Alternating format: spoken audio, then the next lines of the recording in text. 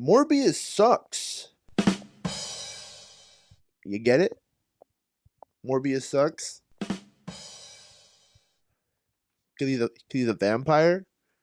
It's a joke about being a vampire. He's a vampire. Raindrop. Alright, now that I got that Redraculous joke out of the way. Oh man, who am I? Redraculous? That's not even a good one. That's a bad one too. Okay, bad jokes aside, I just watched the highly anticipated film Morbius. I say highly anticipated because it was delayed like like 10 times. How many times was it delayed, Jared?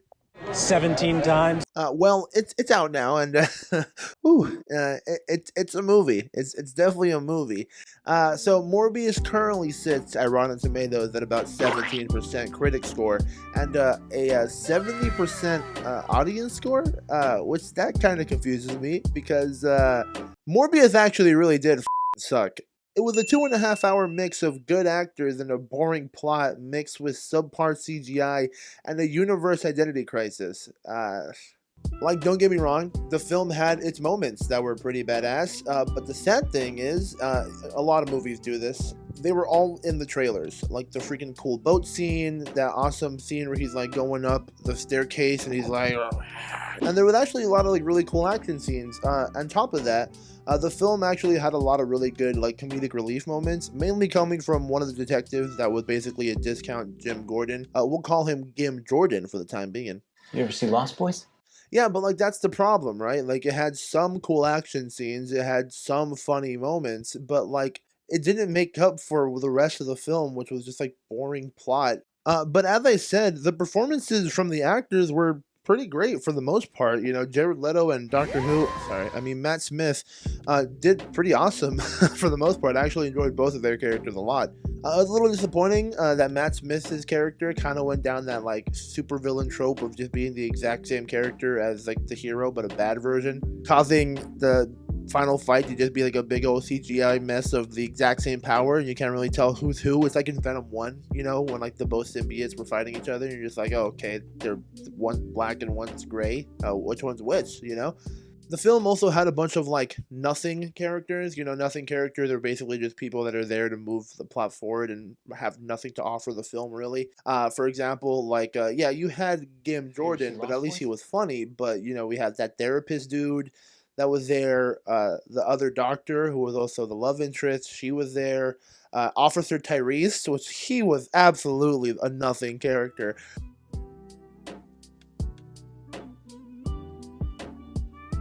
Figuring out which universe this film was in was actually my biggest interest, From the trailers, there was nods to Tobey's Spider-Man and the Daily Bugle, Andrew's Oscorp, Tom Holland's Michael Keaton's The Vulture was there, and, all the Venom jokes that were in the trailers. We haven't had anything this good since that thing in San Francisco. Who the hell are you, man? I am Venom. I'm just kidding. It's Dr. Michael Morbius. So it's like, bro, this is a multiverse soup. What the hell? What flavor are you, Morbius? It's like, what the hell? Soup. But the director basically confirmed before the movie even came out that it is in the Venom universe, and all of those nods that I mentioned beforehand were cut from the film. Except for Michael Keaton's The Vulture, he would move to the post-credit scenes, which absolutely make no sense. We're going to talk about him right now because the director also basically spoiled the ending of the film and the post-credit scenes before the movie came out. So I'm comfortable talking about him. If you don't want to know anything about the post-credit scenes for the critically acclaimed movie Morbius, dip out now. So luckily, actually, I've edited this before. For those of you that don't know, I work over at the Den of Nerds YouTube channel. I'm an editor over there. So I edited this clip. I mean, it's convenient. I'm going to use it. Shout out to the Den of Nerds, But so basically what happens is the Vulture gets teleported from the MCU to the Venomverse, that's not how the spell works. And, he's no longer in prison because he didn't do anything in this universe. Why keep him in prison, right? We love the justice system. He drives up to this random location in the middle of nowhere, like it's cyberpunk. Michael Keaton's like the Vulture in a full Vulture suit comes up and he's like, "What's up, Doc?" He's eating a carrot and everything, just like Bugs Bunny. And he's basically like, "Yo, what up? Like, Spider-Man, he sucks. You want to help me kill him?" And Morbius is like, "Fuck yeah, dog. Let's go. Let's do it."